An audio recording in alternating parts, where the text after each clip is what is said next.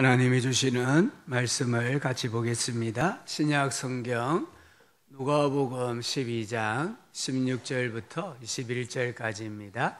신약 성경 115쪽 되겠습니다. 누가복음 12장 16절부터 21절까지 말씀을 교독하여서 읽도록 하겠습니다. 혹 성경이 없으신 분들은 앞에 화면을 보시면 좋겠습니다. 또 비유로 그들에게 말하여 이르시되 한 부자가 그 밭에 소출이 풍성하매 생각하여 이르되 내가 곡식 쌓아둘 곳이 없으니 어찌할까 하고 또 이르되 내가 이렇게 하리라 내 곡간을 헐고 더 크게 짓고 내 모든 곡식과 물건을 거기에 쌓아두리라. 또 내가 내 영혼에게 이르되 영혼아 물건을 많이 쌓아두었으니 평안히 쉬고 먹고 마시고 즐거워하자 하리라 하되 하나님은 이르시되 어리석은 자여 오늘 밤에 내 영혼을 도로 찾으리니 그러면 내 준비한 것이 누구의 것이 되겠느냐 하셨으니 자기를 위하여 재물을 쌓아두고 하나님께 대하여 부유하지 못한 자가 이와 같으니라.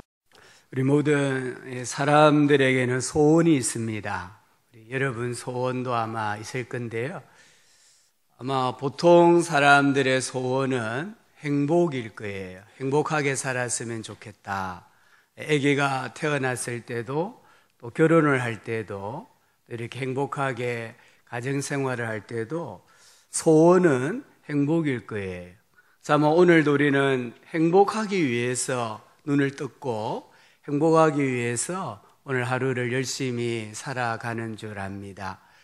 꽃들에게 희망을 이 노란 표지로 된 책이에요. 아마 조금 연세 드신 분들은 다 이 책을 한 번쯤 읽어보시고 보셨을 거예요. 그림이 그려져 있는 동화와 같은 책인데요. 이 책에 보면은 이제 막 이렇게 애벌레에서 태어난 그 호랑 애벌레가 삶의 의미가 무엇인가를 찾아서 여행을 떠나는 이야기입니다. 이 책에 보면은 수많은 애벌레들이 기둥 너머에 희망이 있을 것이라고 생각하고 그 기둥을 계속해서 올라가요. 기둥 정상에 오르기 위해서 수단과 방법을 가리지 않고 그 기둥을 올라가요. 그런데 애벌레가 죽기 살기로 올라간 기둥 꼭대기에서 세상을 내려다보니까 그와 같은 기둥이 수천 개, 수만 개가 되더라는 거예요. 이 기둥에만 내가 올라가면, 이 기둥의 정상에 내가 올라가면 나는 희망이 있고 행복할 거야 생각하고 일생을 올라갔는데 올라가 보니까 그와 같은 기둥이 세상에 널리 있더라는 거예요. 안타까운 것은 애벌레들이 아무것도 없는 그 기둥의 꼭대기까지 오른다고 일생을 낭비를 하는 것입니다.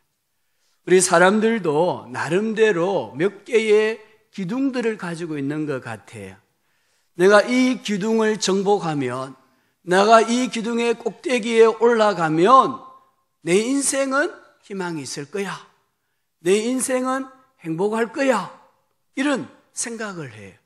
그래서 보통 사람들이 가지고 있는 기둥 중에 대표적인 것이 돈이라는 기둥이에요. 물질이라는 기둥. 그리고 집이나 땅과 같은 부동산, 이런 기둥이에요. 또 한 가지는 사회적인 명예와 성공에 대한 기둥이 있어요. 미국 최고 부자들의 행복도를 조사를 해보았습니다. 정말 주체할 수 없을 정도로 돈이 많은 부자들이라고 해서 반드시 행복한 것은 아니었어요. 이들의 행복지수는 미국인의 평균 행복지수보다 조금 높았다고 합니다.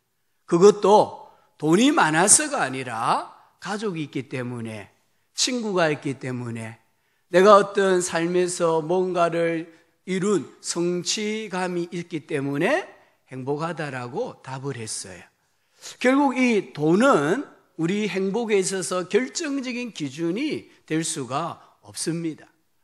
하버드 대학에서 행복학을 가르치는 반 샤르라는 교수님은 자기의 경험을 토대로 해서 이렇게 이야기합니다. 저는 거의 30년 동안 성공했으면서도 불행했습니다. 운동도 잘하고 사회성도 좋고 공부도 잘했지만 별로 행복하지 않았습니다. 제가 깨달은 것은 행복은 사회적 지위나 통장 잔고에 달려있는 것이 아니라는 사실입니다. 결국 이 사회적인 명예나 성공도 행복의 결정적인 기준이 될 수가 없어요. 레리 실버스타인이라는 유태인 부동산 개발업자가 있습니다. 이 사람은 부동산에 투자해가지고 갑부가 된 사람이에요. 이 사람의 꿈이 있었다고 하면 미국 뉴욕의 쌍둥이 빌딩, 세계무역센터인 이 쌍둥이 빌딩을 소유하는 게 꿈이었어요. 그래서 돈을 막 모으고 열심히 노력해가지고 마침내 꿈이 실현이 됩니다. 이 쌍둥이 빌딩을 32억 달러에 99년간 자기 소유로 삼는 계약서를 작성했어요. 이제 99년 동안 이 건물 주인이 자기예요. 그런데 계약서를 작성하고 한 달 반이 지났을 때 9.11 테러가 일어났어요. 그래서 저 건물이 그냥 폭삭 무너지고 만 거예요. 부동산도 결국에는 우리 인간의 행복을 결정짓는 결정적인 기준이 아니라는 거예요. 2015년 갤럽이 143개의 나라를 대상으로 행복지수를 조사했어요. 우리 한국 사람들의 행복지수가 몇 위였을까요? 143개 나라 중에 몇 위를 했을까요? 118위였다고요. 118위. 그것도 경제협력개발기구 OECD라고 불리는 34개 나라만 놓고 보면은 우리나라의 행복지수는 32위였습니다. 외국의 어느 여행사가 지금 이 지구상에 떠도는 SNS, 페이스북이나 카톡이나 블로그나 인터넷상에 떠돌아다니는 사진 1억 5천만 장을 모아가지고 나라별로 행복지수를 조사를 했대요. 행복지수를 조사했는데 우리나라는 124개 나라 중에 몇 위를 했느냐? 행복지수예요. 124개 나라 중에 123위였습니다. 123위. 그러면 꼴찌는 누가 했느냐? 일본이라고 해요. 우리나라보다 훨씬 더 잘 사는 선진국인 일본은 지금 이 인터넷상에 또는 이렇게 우리가 소셜 네트라고 하죠. 그런데 떠돌아다니는 사진들을 다 모아보니까 일본 사람들의 행복지수가 가장 낮더라는 거예요. 그나마 우리나라는 꼴찌를 면해가지고 123위라고 해요. 많은 젊은 세대들이 이 땅을 헬조선, 지옥조선이라고 합니다. 그래서 할 수만 있으면 하루라도 빨리 이 나라를 떠나고 싶어 해요. 한국 사람은 유일하게 다른 나라에서 출산하기를 선호한다고 해요. 이 나라에서 아기를 낳아야 되는데 임신은 여기서 하고 출산은 미국이나 호주나 캐나다 같은 데서 하기를 원하는 유일한 나라가 우리나라라고 해요. 우리나라 사람들은요, 어느 나라보다 행복의 조건이 돈이라고 해요. 돈이 많아야 행복하다라고 생각한다는 거예요. 그래서 돈밖에 믿을 것이 없다라고 이야기한대요. 그러나 아무리 돈이 많아도 행복할 수가 없어요. 언제나 나보다 더 많은 돈을 가지고 있는 사람이 존재하기 때문이에요. 오늘 예수님께서 이 비유를 통해서 진짜 행복한 사람은 누구인가를 말씀을 하십니다. 한 부자의 한 마을에 땅이 많은 부자가 있었어요. 그의 풍년이 들었습니다. 소출이 기대치를 훨씬 뛰어넘었어요. 근데 이 부자는 근심이 하나 생겼어요. 창고가 적은 거예요. 그래서 깊이 고심을 하다가 가지고 있던 옛날의 창고들은 다 부숴버리고 대형 창고들을 많이 지었어요. 그리고 대형 저장 창고 안에 모든 곡식을 다 저장해 놓고 자기가 스스로 자기에게 이렇게 말을 하는 겁니다. 내 영혼아, 여러 해 쓸 물건을 많이 쌓아두었으니 평안히 쉬고 먹고 마시고 즐거워하자. 근데 이 부자에게 하나님은 뭐라고 말씀하십니까? 어리석은 자여, 어리석은 자여, 오늘 밤에 너의 영혼을 도로 찾으리니 그러면 너가 준비한 것이 누구의 것이 되겠느냐? 이 부자가 내일 돈 쓸 상상, 즐거운 상상을 하고 오늘 밤에 침대에 들었어요. 근데 그 다음날 아침에 식구들이 흔들어 깨워보니까 더 이상 이 땅의 사람이 아니었다는 겁니다. 이 비유는, 이 비유에 나오는 부자는 바로 우리들을 가리키는, 우리 사람들이에요. 이 부자가 우리가 볼 때는 돈과 부동산과 성공을 다 가졌습니다. 그래서 불행이 끝이 나고 행복이 이제 시작이 되어야 해요. 하지만 예수님은 이 부자를 어리석은 자라고 부르고 있습니다.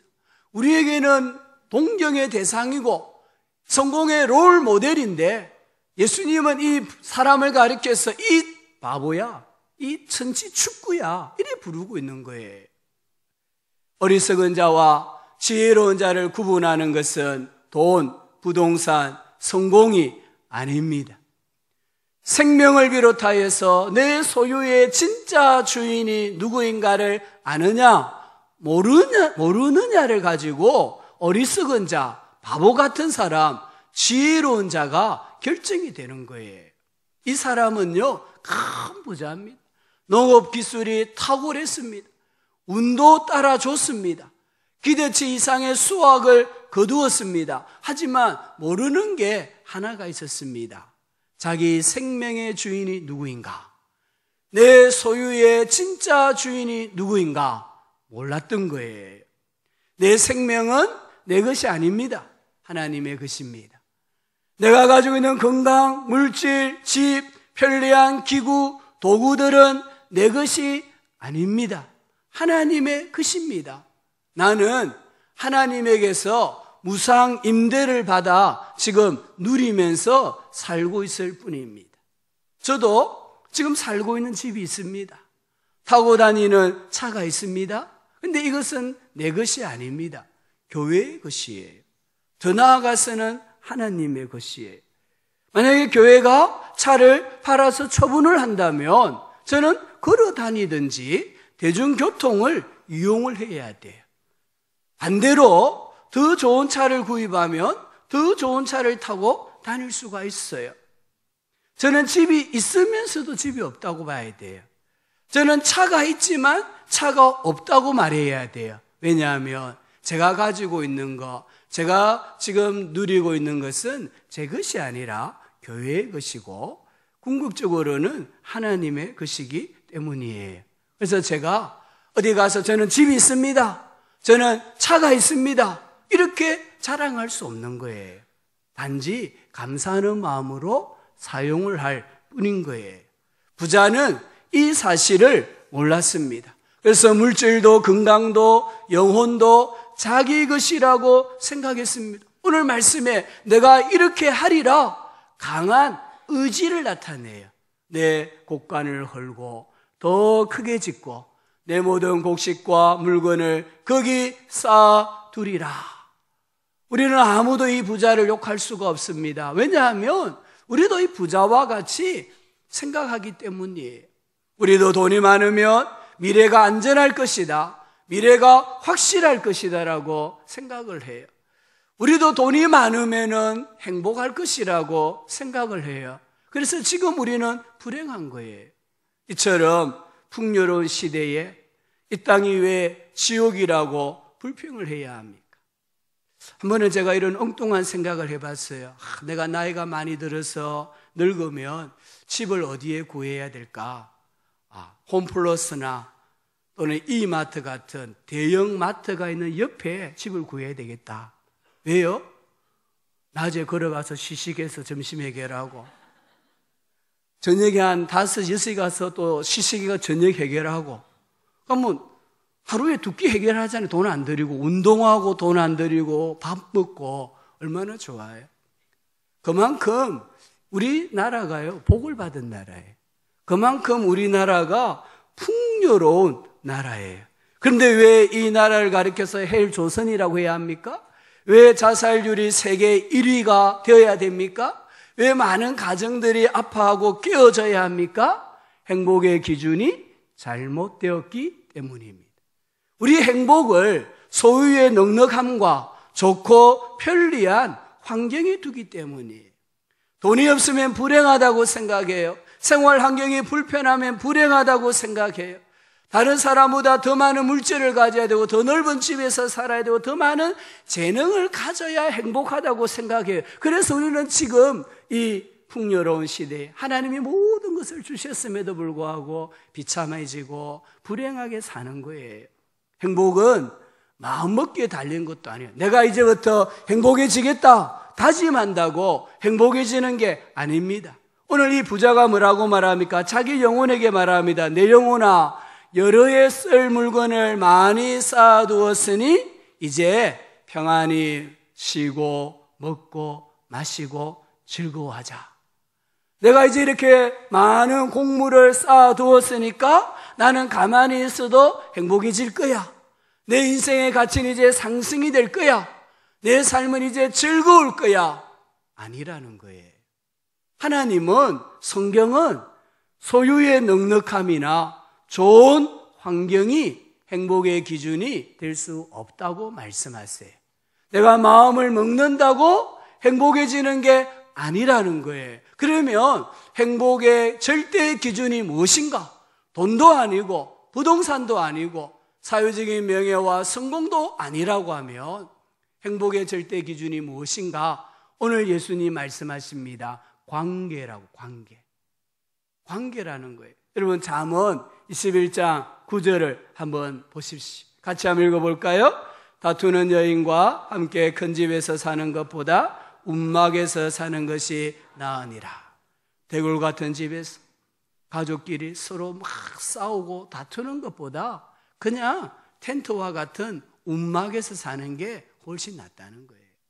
잠언 21장 19절도 같이 읽어봅시다. 다투며 성내는 여인과 함께 11장 19절. 같이 다시 읽어볼게요. 다투며 성내는 여인과 함께 사는 것보다 광야에서 사는 것이 나으니라. 아무것도 없는 빈들에서 그냥 사는 게 다투며 큰 집에서 사는 것보다 낫다는 겁니다. 오늘 성경이 이렇게 말했다고 해서 오늘 당장 이불 보따리 챙겨 집 나가지는 마시고요. 집에서 화목하셔야 돼요.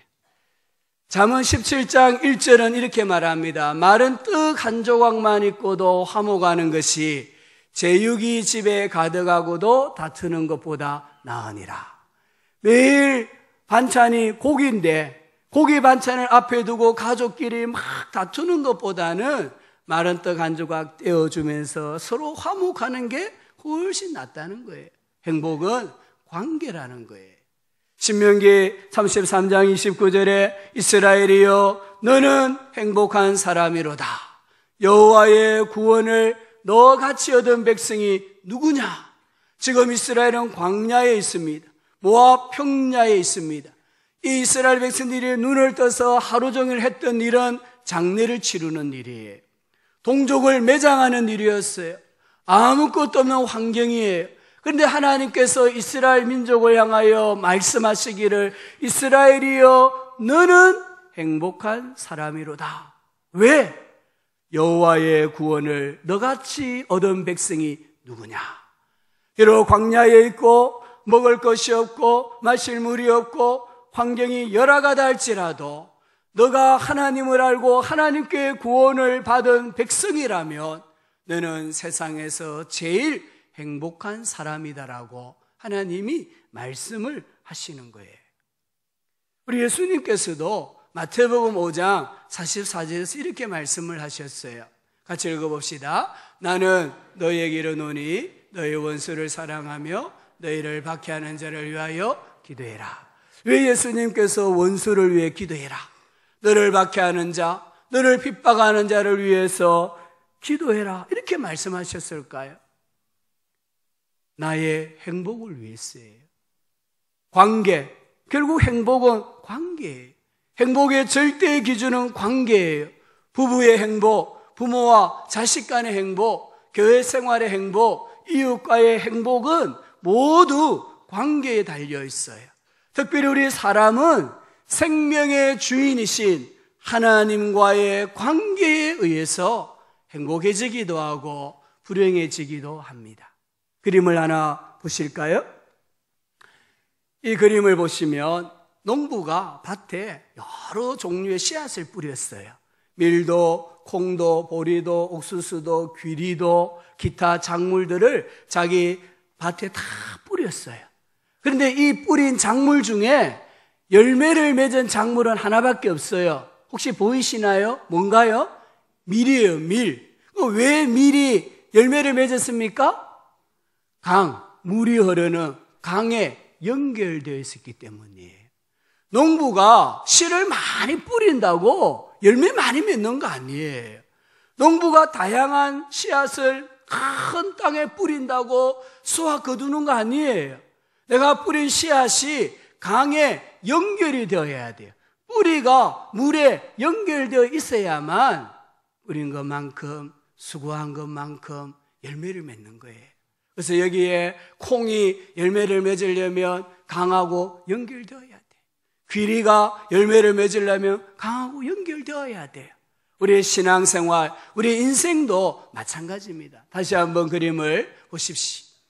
여기 보면은 죄사함, 거룩한 삶, 병고침, 필요를 채우는 하나님의 은혜, 또한 생명 안에서 성령 안에서 통치를 받음, 기타 다른 부분들. 그런데 이 가운데 지금 하나님의 은혜의 강에 연결되어 있는 것이 무엇입니까? 죄사함입니다. 근데 하나님은 우리에게 죄사함만 주시기 위해 예수님을 보내주신 게 아니에요. 하나님은 우리에게 거룩한 삶도 살게 하시고, 우리가 병이 들었을 때 기도해서 병고침도 받게 하시고, 우리 인생에 필요한 모든 것을 하나님은 채워주시기 위해 독생자 예수님을 이 땅에 보내주신 거예요. 그리고 십자가에 달려 죽게 하신 거예요. 그런데 내가 예수님을 믿으면서도 신앙생활을 하면서 하나님의 은혜의 강에 연결이 안 돼 있다. 연결이. 교회를 나와도 하나님께 우리가 예배를 드려도 하나님의 은혜의 강 또는 하나님 또는 하나님의 말씀에 연결되어 있지 않으면, 송수관이 이 파이프가 연결되어 있지 않으면 우리는 하나님의 은혜를, 하나님의 역사를 경험할 수 없게 되는 거예요. 내가 신앙생활한다고, 예수 믿는다고 자동적으로 복을 받고 자동적으로 인생이 행복해지고 내 삶의 의미와 가치가 상승이 되고 하나님께 기도하면 하나님이 즉각 응답해 주시느냐? 아니라는 거예요. 우리가 하나님께 연결. 하나님의 은혜의 강물에, 하나님의 말씀에, 하나님의 본심에 나의 신앙생활, 나의 인생이 연결되어 있으면 연결되어진 모든 삶의 영역, 신앙의 영역은 하나님의 역사가 나타나게 되어 있습니다.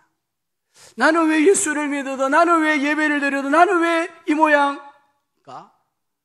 저 사람은 저렇게 멋지게 신앙생활하고 기도하면 응답이 되고 인생에 필요한 부분들이 채워진다고 하는데 나는 왜 이렇게 궁핍할까? 나는 하나님과 연결되어 있는가? 깊이 생각하셔야 돼요. 나의 물질이 하나님과 연결되어 있는가? 나의 건강이 하나님과 연결되어 있는가? 나의 기도가 하나님과 연결되어 있는가? 연결만 되어 있으면 하나님의 역사가 풍성하게 일어납니다. 우리나라에 이건희 회장이 있잖아요. 삼성그룹 회장이 있잖아요. 이분요, 우리나라에서 돈 제일 많은 분이에요. 세계에서도 몇 번째가 돼요. 이분이 사는 집은요, 어리어리한 대저택이에요. 이분은 명예를 가지고 있고 사회적으로 성공을 했어요. 그런데 한번 보십시오. 이분의 생명은 지금 시들어가고 있어요. 왜 그렇습니까? 이분이 가지고 있는 돈, 이분이 가지고 있는 부동산, 성공이 생명의 강에 연결되어 있지 않기 때문이에요. 생명의 강에 연결되어 있지 아니하는 돈이나 집이나 성공은 그에게 무용지물이에요. 시편 1편 3절에 이런 말씀이 나와요. 우리 같이 그는부터 같이 한번 읽어봐요. 그는 복 있는 사람, 행복한 사람, 시냇가에 심은 나무가 철을 따라 열매를 맺으며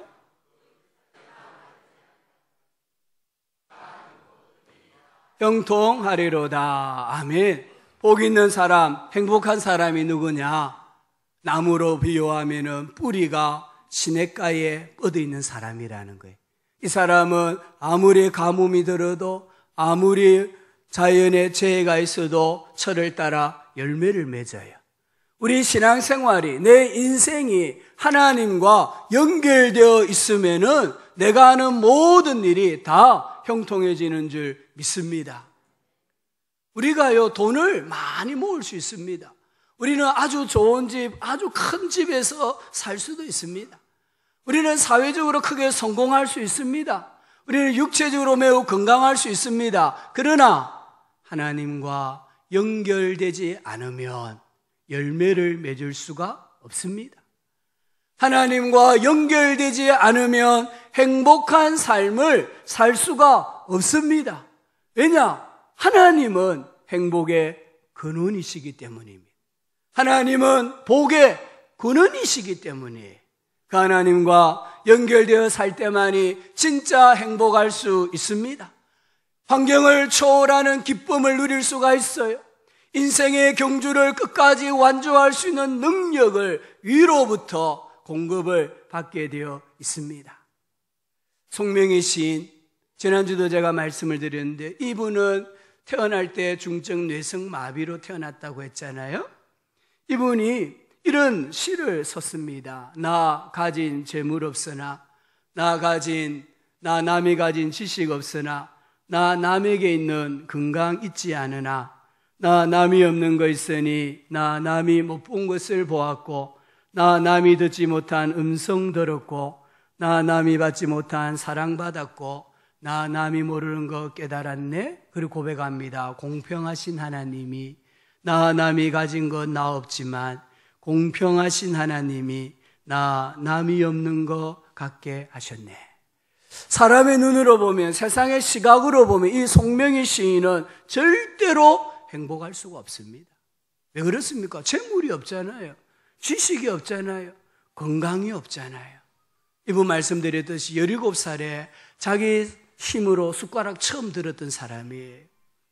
그래서 세상의 기준을 보면은 불행할 수밖에 없는 인생입니다. 그런데 그녀가 이렇게 고백합니다. 하나님은 공평하시다고. 자기를 세상의 기준으로 보니까 너무 불행해. 그래서 죽으려고 여러 번 시도했어요.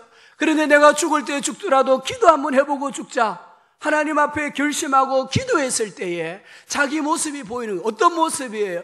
지식이 없고 재물이 없고 건강이 없지만 자기 인생이 하나님의 은혜의 강에 연결되어 있더라는 거예요. 하나님의 말씀에, 하나님 그분에게 자기 인생이 연결되어 있더라는 거예요. 그리고 자기를 쳐다보니까 비록 지식이 없고 재물이 없고 건강은 없지만 자기에게 하나님이 너무 많은 은혜를 주시고 환상을 보여주시고 깨닫게 하여 주시고, 그래서 고백하기를 하나님은 너무 공평하신 분이다. 세상 사람들이 가진 것은 없지만 그들이 없는 걸 하나님 내게 주셨으니까 하나님은 공평하신 분이다. 세상의 기준, 이 기준을 버리고요, 오늘 하나님이 말씀하시는 행복의 기준을 내가 가진다면 우리 모두도 하나님은 참 공평하신 분이구나, 하나님은 참 좋으신 분이구나 찬양하게 되는 줄 믿습니다. 행복한 삶은 하나님을 알고 하나님을 인정하는 것입니다. 행복한 인생은 하나님과 관계를 맺고 살아가는 것입니다. 이처럼 하나님과 관계를 맺으면 우리에게 어떤 역사가 일어나느냐? 첫 번째는 우리의 필요를 하나님이 채워주십니다. 마태복음 7장 7절과 8절을 우리 같이 한번 읽어봅시다. 구하라. 그리하면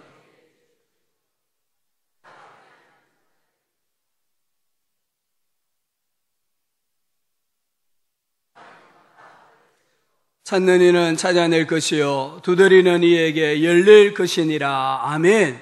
구하라, 찾으라, 두드리라. 그러면 인생의 필요를 하나님이 채워주십니다. 요한복음 15장 7절 말씀에도 너희가 내 안에 거하고 내 말이 너희 안에 거하면 무엇이든지 원하는 대로 구하라. 그리하면 이루리라. 너희가 내 안에 거하고, 이게 중요한 거예요. 내가 예수님 안에 거하고 내가 하나님의 은혜의 강에 뿌리를 내리고 있으면 무엇이든지 원하는 대로 기도하면 하나님께서 채워주신다 약속하셨습니다. 두 번째 주시는 복이 있습니다. 평강을 주십니다. 요한복음 14장 27절 우리 이 말씀도 같이 읽어봅시다. 평안을 너희에게 끼치노니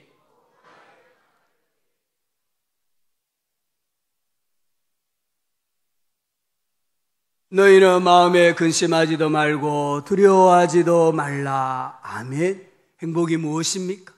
행복은 사전적 의미는 몸과 마음이 희망이 넘치고 기쁨에 젖어 있는 정신 상태라고 표현했습니다. 행복은 고난이 없는 게 아닙니다. 행복은 고생하지 않는 게 아닙니다. 행복은 내 인생에 역경이 없고 환란이 없는 게 아닙니다. 내 인생에 고난이 있고 고생이 있고 환란이 있고 역경이 있지만 그런 상황에서도 내 몸과 마음이 희망으로 충만하고 기쁨으로 충만할 때에 그 사람을 가리켜서 행복한 사람이다라고 말하는 거예요. 이런 삶이 어디서부터 주어지느냐? 오늘 예수님 말씀하시잖아요. 평안을 너희에게 끼치노니 곧 나의 평안을 너희에게 주노라. 내가 너희에게 주는 것은 세상이 주는 것과 같이 아니하니라. 그러므로 너희는 마음에 근심하지도 말고 두려워하지도 말라. 우리가 하나님과 연결되어 있으면은 내 인생에 아픔이 있습니다. 눈물이 있습니다. 고난이 있습니다. 그럼에도 불구하고 근심하지 않습니다. 두려워하지 않습니다. 하나님께 맡기고 하나님을 신뢰하고 믿음으로 넉넉히 살아가는 거예요. 전도서 6장에 이런 말씀이 있어요. 전도서 6장 2절에 보니까 어떤 사람은 그의 영혼이 바라는 모든 소원에 부족함이 없이 재물과 부요와 종기를 하나님께 받았으나 하나님께서 그가 그것을 누리도록 허락하지 아니하셨으므로 불행하다. 여러분, 이 재물과 부요와 종기요 전부 다 하나님이 주시는 거예요. 그런데 그것을 하나님이 주시기만 하고 그것을 사용하여 누리도록 허락하지 아니하면은 어떻게 되겠습니까? 더 힘들어지는 거예요. 3절에 보니까 사람이 비록 100명의 자녀를 낳고 또 장수하여 사는 날이 많을지라도 그의 영혼은 그러한 행복으로 만족하지 못한다고 했습니다. 자녀 100명 낳았고 이 자녀가 다 출세하고 성공해도 내 영혼은 그것으로 결코 만족이 채워지지 않는다는, 행복이 채워지지 않는다는 거예요. 6장 6절에 비록 그가 1000년의 갑절을 산다 할지라도 행복을 보지 못하면 별 수 없느니라. 1000년이 아니고 1000년의 갑절을 살아도 행복하지 못하면, 행복을 누리지 못하면 의미가 없다는 거예요. 전도서 9장 11절 12절에서는 빠르다고 해서 달리기에서 이기는 것이 아니며 용사라고 해서 전쟁에서 이기는 것도 아니더라. 지혜가 있다고 해서 먹을 것이 생기는 것도 아니며 총명하다고 해서 재물을 모으는 것도 아니며 배웠다고 해서 늘 잘 되는 것도 아니더라. 물고기가 잔인한 그물에 걸리고 새가 덫에 걸리는 것처럼 사람들도 갑자기 덮치는 악한 때를 피하지 못하느니라. 솔로몬이 한 고백입니다. 솔로몬 왕은 세계 제1의 지혜를 가지던 사람이고요, 세계 제1의 부를 소유했던 사람이에요. 솔로몬은 인생을 즐기기 위해서 안 해본 게 없어요. 그의 마음에 원하는 것은 전부 다 가졌고요, 그의 마음이 즐거워하는 것은 다 누렸던 사람이에요. 그런 그가 고백합니다. 물고기가 아무리 헤엄을 잘 쳐도 그 물에 걸리면 잡히고 죽는다. 새가 아무리 날기를 잘해도 덫에 걸리면 잡히고 죽는다. 우리 사람도 아무리 많은 부와 재물과 명예를 가졌다 할지라도 하나님이 없으면 죽은 상태다. 이렇게 말씀하는 거예요. 이 말씀 꼭 새기시기를 바랍니다. 그래서 이 솔로몬이 전도서 12장에서 너의 창조주를 기억하라, 너의 창조주를 기억하라 두 번이나 외치는 것을 볼 수가 있습니다. 행복은 소유에 있지 않습니다. 어느 노숙자가 객사했는데 그가 지하철 역사에서 늘 베고 자던 베개를 뜯어보니까 그 안에 3천만 원이 들어있었어요. 맨날 돌아다니면서 한 푼, 3푼 모은 돈 베개 안에 넣고 매일 잤던 거예요. 여러분 3천만 원짜리 베개 베고 자면 행복합니까? 아닙니다. 참 돈을 써야죠. 그렇잖아요. 3천만 원 모으면 뭐예요? 그 돈 가지고 행복을 누리지 못하는데, 행복은 하나님을 모시고 사는 삶에 있습니다. 부와 명예를 가지고 많은 자녀를 낳고 오래 살아도 하나님을 모르면, 하나님을 믿지 아니하면 그 사람의 마음은 텅 빈 마음이 되는 거예요. 오늘 행복하기를 원하십니까? 지금 행복하기를 원하십니까? 예수님을 나의 구주로 영접하시기를 바랍니다. 예수님 내 마음에 오십시오. 예수님 제 인생의 주인이 되어 주십시오라고 고백하시기를 바랍니다. 여러분의 인생을 하나님께 연결시키시기를 바랍니다. 성경은 주께서 택하시고 가까이 오게 하사 주의 뜰에 살게 하신 사람은 복이 있나이다. 하나님이 구원하셔가지고 교회에 나와서 교회 생활하고 예배 생활하는 그 사람이 복이 있다. 하나님께 가까이함이 내게 복이라. 하나님께 가까이 하셔서 복 있는 인생이 되시고 행복한 삶을 살아가시기를 바랍니다. 하나님을 알고 하나님을 배우고 하나님을 사랑함으로 행복한 사람이 되어 복되게 사시기를 예수님의 이름으로 축복합니다. 하나님 아버지, 오늘 어리석은 부자를 통하여서 우리 인생이